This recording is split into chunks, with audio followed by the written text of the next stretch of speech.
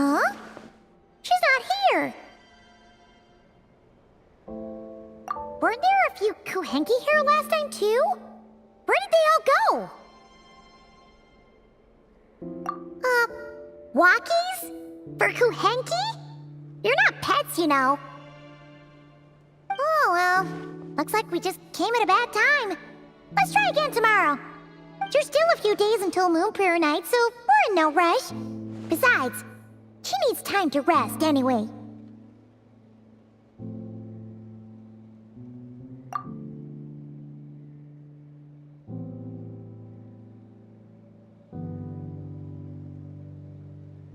Kalamina! Are you back yet? Oh, how strange. Looks like she still isn't here. Right? It's not like her to spend so much time outside. Especially since she's worried about attracting unwanted attention. What about Luonatar? Luonatar, you there? Hey! Do you know where Kalambina went? Sorry, didn't understand. But if you know where she is, could you take us to her?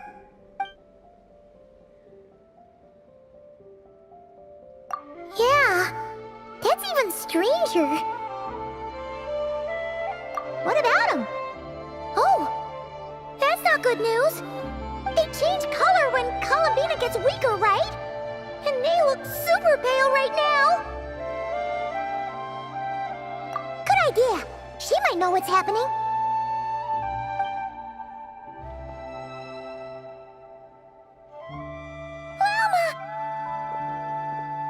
Ah, it's you. How is Kutar? Is she okay?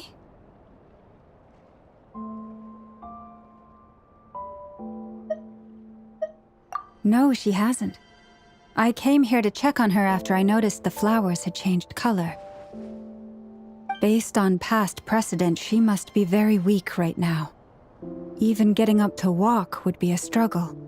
It seems unlikely that she wandered off outside. Not to mention that she doesn't do that at the best of times either.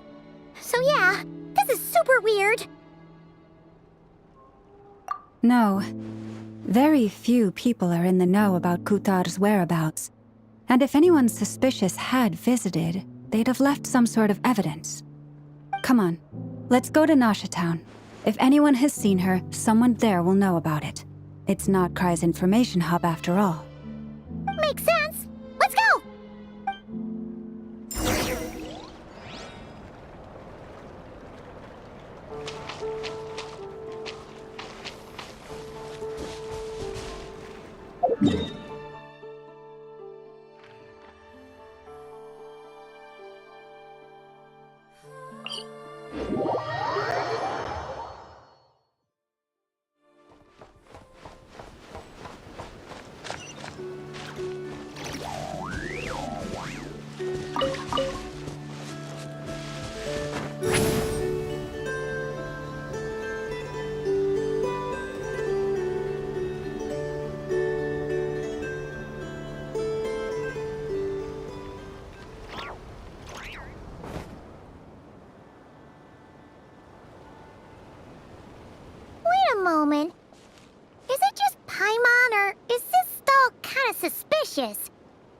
never been here before, right? No, I don't recognize it. Alas, your free and easy adventure time is over. Now, prepare to face the final boss of Nod Cry. Whoa! Where'd that voice come from? Not sure, but it's definitely hostile. No, not that way. The final boss is right here. The sniffer mole? That's the final boss? Surely not.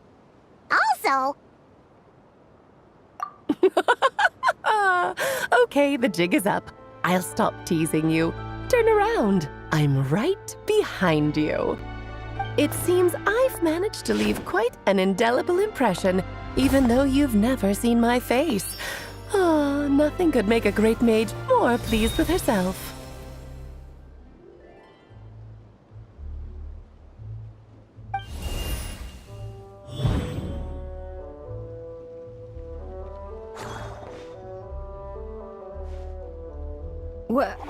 What is going on? I've heard that all the big shots in Teyvat have long, wordy titles that stun people speechless when they make their entrance. Unfortunately, none of them are affiliated with the Hexenzirkel, and we ourselves keep a very low profile. The notorious name-dropping doesn't quite work for us. Still, I, for one, think I'm really quite amazing. So that didn't stop me from coming up with a title anyway. Alice! It's really you this time? Not a lantern or a Dodoko, but Alice in the flesh? Oh, that's right. So, what do you think? How does it feel to finally meet me? You look like... Oh, that's the first thing you thought. A little surprising, but that actually makes me very happy. Because that means that when Klee grows up, she'll be just as stunningly beautiful as her mother. So she's a friend of yours? Kind of. This is actually the first time we've seen her in person. I see. Madam Mage, that was, quite a powerful entrance. I certainly won't be forgetting it anytime soon. It's okay, Lauma, don't force it. Paimon will do the honors. This is Alice from the Hexenzirkel. She's a friend of ours. And of Arcus, too. That's right. She's a good person, just kinda... unpredictable. Well, what is the human heart if not unpredictable? Hmm? If we could not do as we please, how would we differ from machines? I am Lauma, Moon Chanter of the Frost Moon Scions. It is a pleasure to meet you. Oh, I know. Before you got here, I spent a good, 15 minutes getting up to speed on Nodcry's present situation. In other words, I've read the whole in the last episode part, so we can skip the pleasantries. Fair enough. Well, Miss Alice, I can already tell that you have quite a unique personality. He'll get used to it. Paimon sure is. So anyway, what are you doing in Nodcry, Alice? Oh, I thought I told you already. This time, I'm the final boss. And what a formidable foe I shall be. Powerful, confident, decisive, and good luck finding my weak spot. You will never succeed.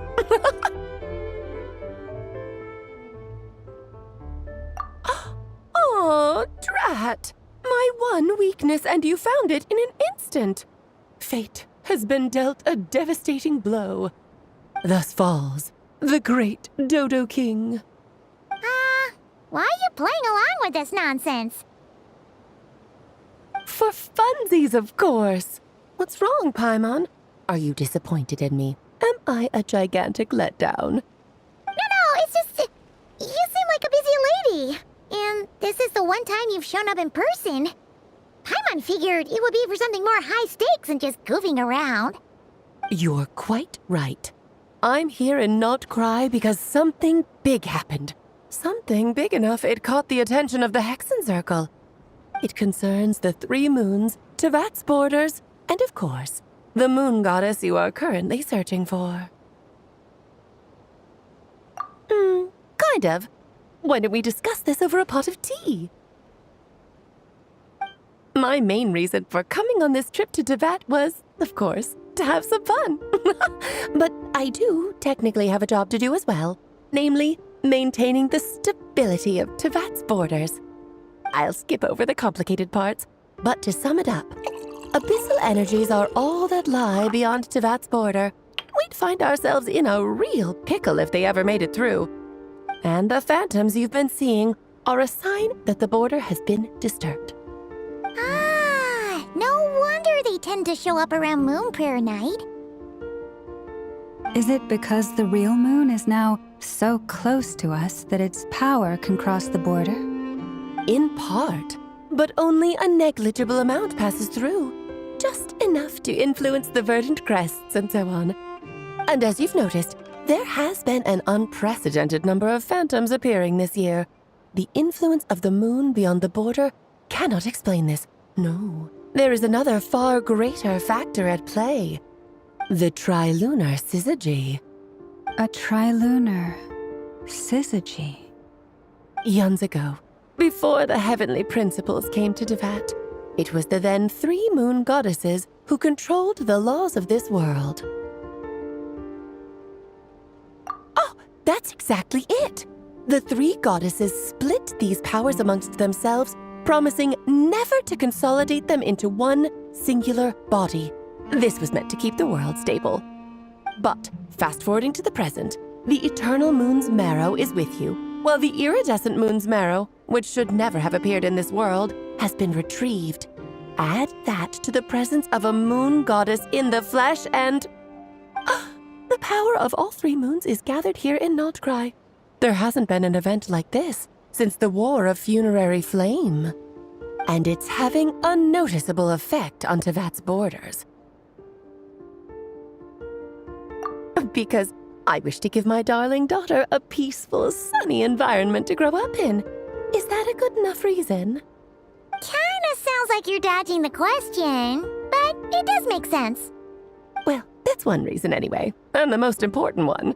The others are a little complicated to explain. For instance, cleaning up after dearest Miss R. Albedo could tell you more about that if you're curious, but right now, I have a more important question to ask you. Why are you collecting the moon marrows? I see. Nicole told me about that legend once. Nicole? You mean Mage Anne? Oh, so you remember. Yes, of course. That was a story about fate, her area of expertise. But back to the story of our dear moon goddess. I'm afraid her intended method of returning to the moon is unlikely to work anymore. What does that mean? She may be missing, but she hasn't gone anywhere. She has disappeared.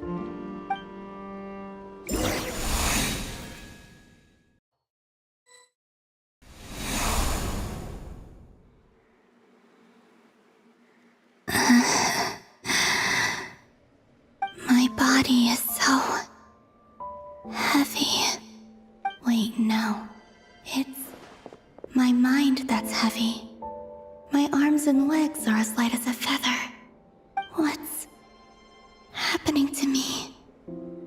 I feel drowsy, like I've been asleep for too long. Is it daytime or nighttime? Is the moon out? I think I'll go for a walk.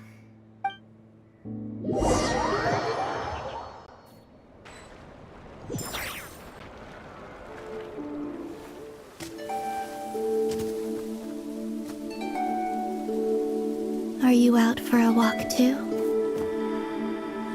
Huh?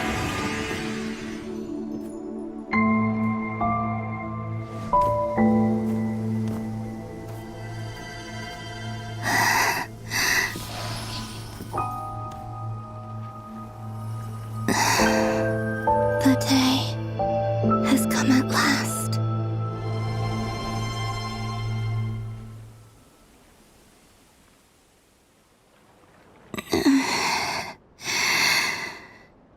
Have I grown so weak that I can't even sustain my physical form? But Moon Prayer Night is nearly here. I was so close to returning home.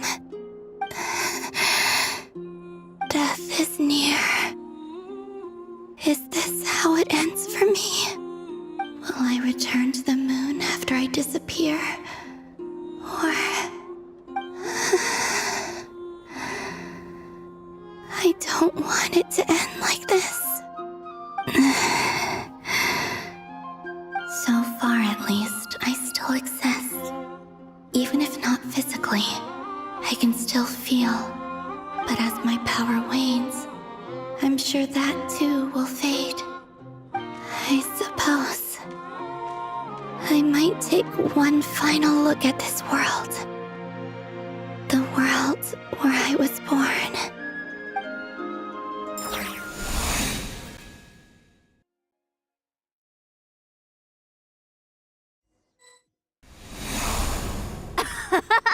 Come on! Come on! Wait for me! The Frost Moon Enclave. How much it has changed since I was born. These decorations, they're so heavy. It's times like this when you kind of wish men could be priestesses and acolytes. How fascinating. I've never had the chance to be privy to people's private lives in this way. In the past, people would get so solemn and serious the moment I showed my face. Like they were frozen stiff. Karina, Lametti, it's time to eat. Coming! I want to watch them a little longer.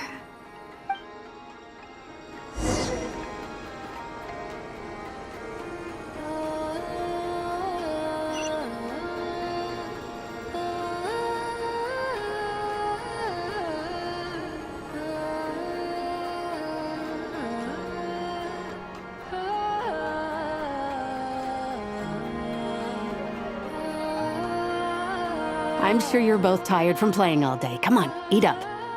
A plain, humble meal.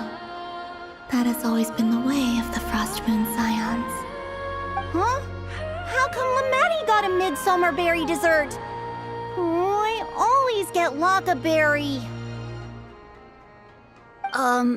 I don't mind sharing. You can have a bite of mine if I get to have a bite of yours. They're sharing food? I've never shared food with anyone before. Even at the Harbinger tea parties, everyone just ate off their own plate.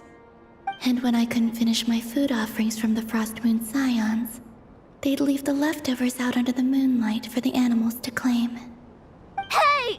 That was 2 bites! Oh, then you can have another bite of mine. Oh, you too. Oh, don't fret now. Here, have some of Granny's too. So this is what it means to be family.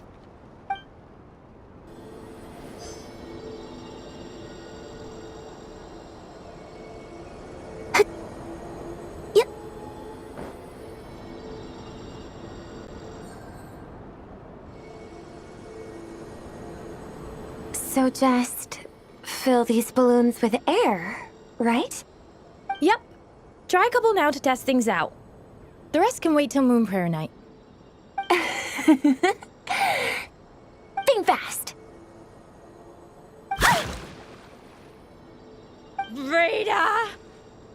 Teasing an acolyte of the Frost Moon Scions? Surely that's a punishable offense. Take this!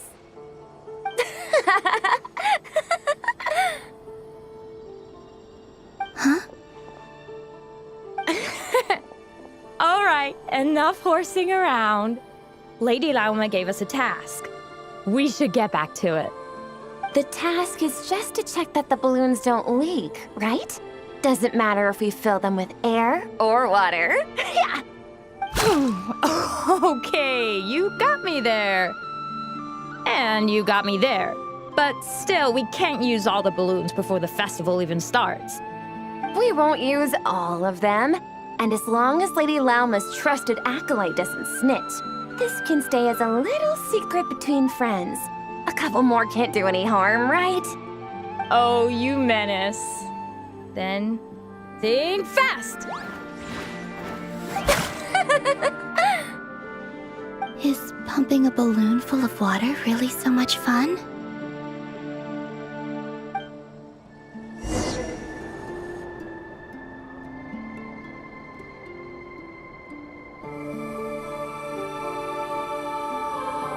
I'm seeing so much that I'd never usually get to see.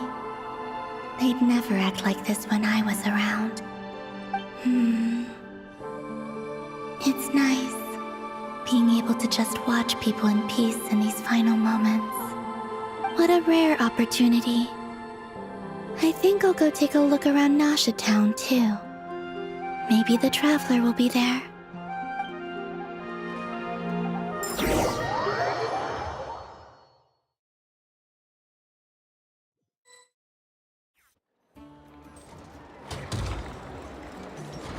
After the War of Funerary Flame, the moon goddesses were no longer recognized by Tevat. They lost the whole foundation for their existence. That's why the moon goddess's strength is fading. She cannot withstand the world's rejection of her. To be more pedantic about it, the moon goddesses did something to offend the heavenly principles, and that's why they were ousted. Something of a recurring theme in Tevat's history. Theoretically, speaking so candidly should put me in their crosshairs too, but they can't tell me what to do. I'll say whatever I want. Anywho, the Moon Marrow energies were but a drop in the bucket for her, and that battle against the Ray Hair of Solnari only weakened her further. Fortunately, it happened close enough to Moon Prayer Night when the Kuvaki concentration here is high. That's the only reason she managed to survive this long. What do you mean, fortunately? You said she disappeared. We're too late. Oh, what a headache. I thought this was all common knowledge. I guess I have some more explaining to do. Okay, buckle up. It's time for another lecture.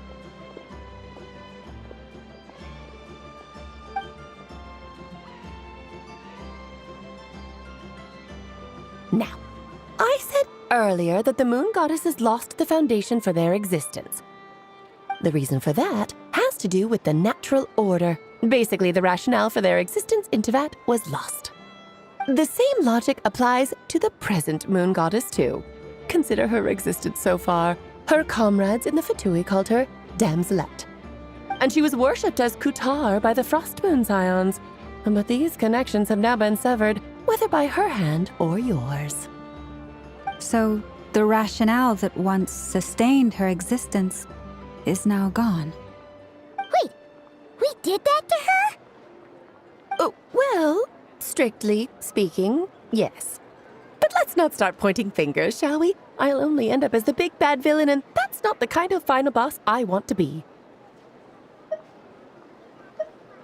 Of course I do. I'm only the greatest mage in the whole entire world. Now, if you wish to find your moon goddess, there are two problems we need to solve. Firstly, we'll need to strengthen the connection between her and Tevat, at least enough to sustain her until Moon Prayer Night. Strengthen her connection. But does that mean I'll have to rally all the Frost Moon faithful behind this? I'm afraid a bygone faith and a former home won't be of any help to her now. Do you know her name? Her name? Oh, yes. Names are very important things. A name is a fundamental concept that anchors one's entire existence. Then your first job is to find it.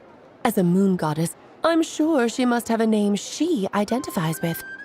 Neither Columbina nor Kutar is her true name, and she's never really accepted either of them.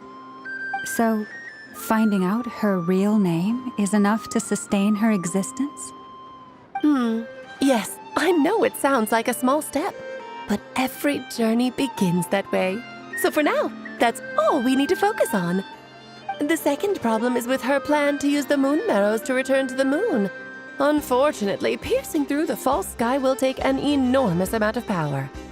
Given her current condition, she won't be able to provide anywhere near enough power, even if she recovers her physical form. But no need to fret. Nicole's the expert in this field, and I'm sure she'll figure something out. Wait, Mage N is going to help us out too? That means we've got 2 Hexacircle mages on the case. This is turning into a pretty big deal. Actually, this is more of a side quest for me. Like you said, I'm a busy lady, so I can't stay for too long. I'll have to return to Tevat's border soon. That's the upside you get for looking out for my little Klee. Hopefully that will incentivize you to carry on keeping her company in the future. Anyway, jokes aside, you'd better get moving. It will take quite a miracle for the moon goddess's consciousness to hold out till moon prayer night. Oh, I suppose I might as well tell you where Nicole is before I leave. Off you go now. Time to meet your new friend. Oh, yes, and a little suggestion. Don't forget to mind your heads. What? I wonder how Durin's doing. I should really go see him before I head back. You really are super busy. I most certainly am. There's so many children I have to keep tabs on just in Mondstadt. Durin, Albedo, Venti, Varka.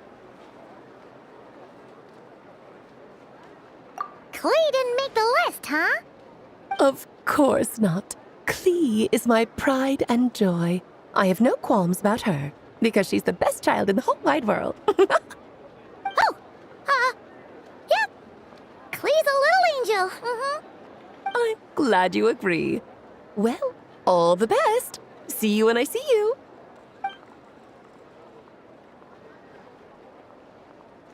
She left in a hurry. Yeah, she didn't pack up her stall. Should we handle it for her? I must say, I'm now very curious about her daughter. Klee, wasn't it? What's she like?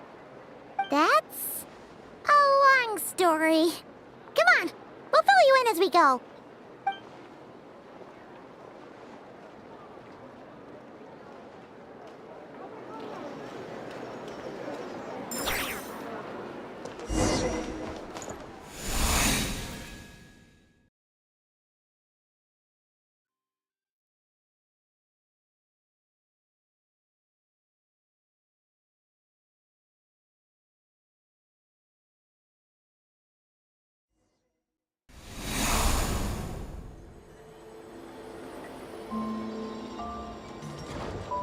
What a lively place. I've never experienced Nasha Town like this before. Hey, you old geezer! Your hammer's rusted through! Who are you calling old geezer? Are they quarreling? I'm looking right at him! You've really gone downhill since giving your daughter free rein in the workshop. Can you even swing a hammer anymore? It shouldn't take you days just to fix a single chair! You might as well use that hammer to massage my back for all the good it's doing. Don't run your mouth, or you'll get a back massage that'll put you in bed for the rest of your life. Look, the materials haven't arrived yet, all right? You know how busy it gets in the days before moon prayer night. I'll bet you send all the materials to your little princess. Blood's always thicker than water, huh?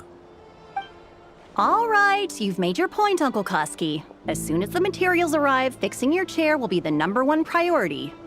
And Dad, if you've got time to chat, why don't you lend me a hand, See? Lolka knows what the score is. I guess they're friends. But the way they spoke to each other was so ugly.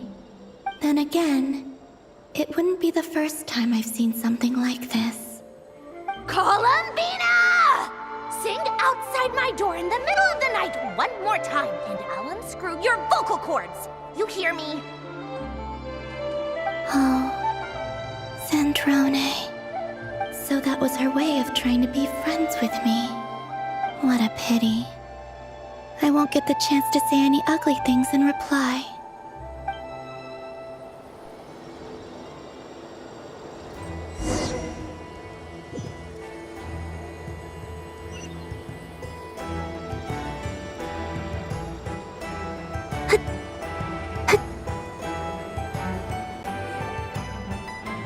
Hey, have you decided what to give her for Moon Prayer Night? I sure have. She's gonna get the surprise of her life when she's least expecting it. Then I'll whip out the ring and pop the question. The surprise of her life. What a fun turn of phrase. Cool, I get the picture. You can spare me the gushy details. Ooh, looks like we have a customer. Hello there, ma'am.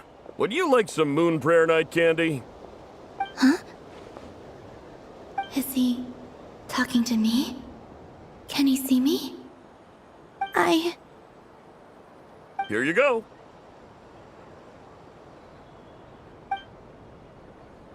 Oh.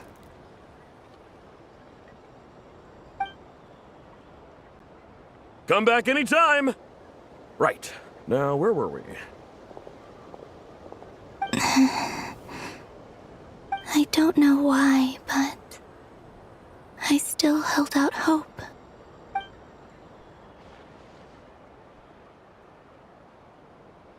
The most important thing right now is to find that mage.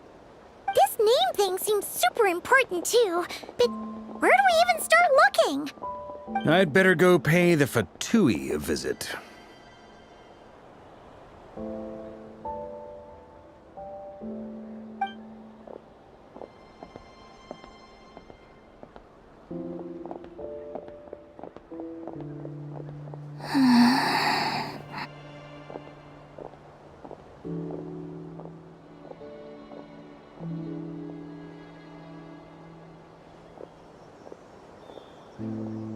Columbina?